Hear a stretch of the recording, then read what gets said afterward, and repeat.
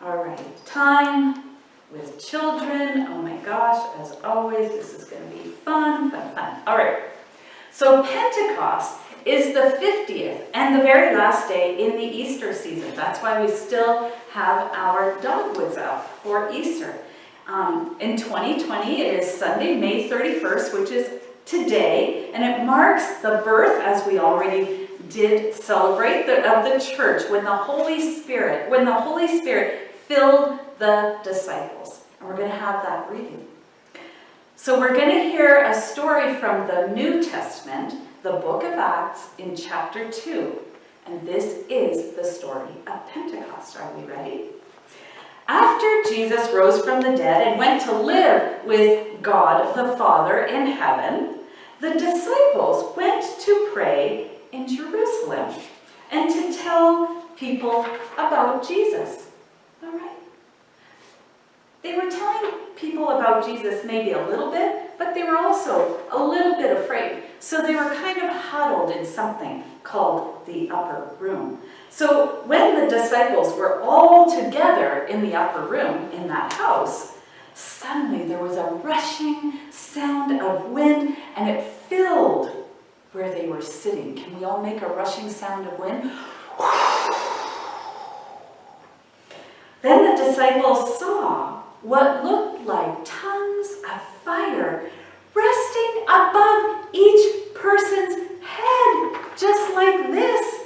Can you imagine that? Imagine if these flames jumped up and sat on top of my head. I think we'd all be a little bit surprised. And the disciples were filled with the Holy Spirit. Suddenly, they began to speak in different languages. Many, they were Galileans, maybe many that they didn't even know. So now there were many people from many places who spoke different languages who were in Jerusalem at this time because it was a holy season. So all these pilgrims had come into Jerusalem. There were many of them. All right. When the people heard the disciples speaking lots of different languages, a crowd gathered around the disciples. They said they were amazed and they were confused. Can you show me your amazed and confused faces, everybody? All right. How can we hear these words about God in our own languages, they said. What does this mean? There we go. What does it mean? So they're amazed and they're confused. So what does it mean?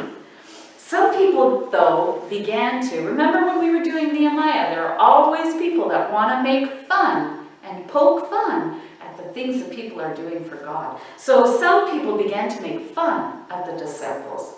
And Peter stood up and he began to shout to the crowd.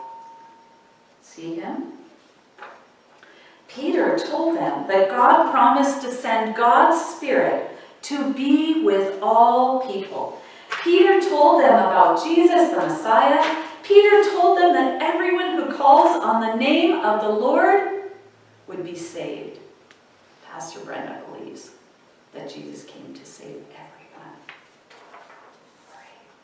And the crowd heard Peter's amazing words, and they wanted to receive God's Spirit too. They said, "What should we do?" And we've had a few of these this year, haven't we?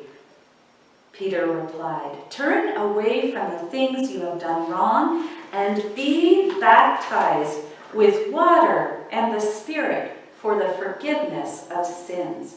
Today you will receive the gift of the Holy Spirit." About 3,000 people chose to follow Jesus that day. So they were called Christians like we are. And they were baptized and were filled with the Holy Spirit. And the people stayed with the disciples to learn about God. That's a scroll. That's how they used to read about God. and to learn how to pray to God, and to sing songs to God, and to eat with one another, like we do at communion time. This was the beginning, like I said, of the Christian church.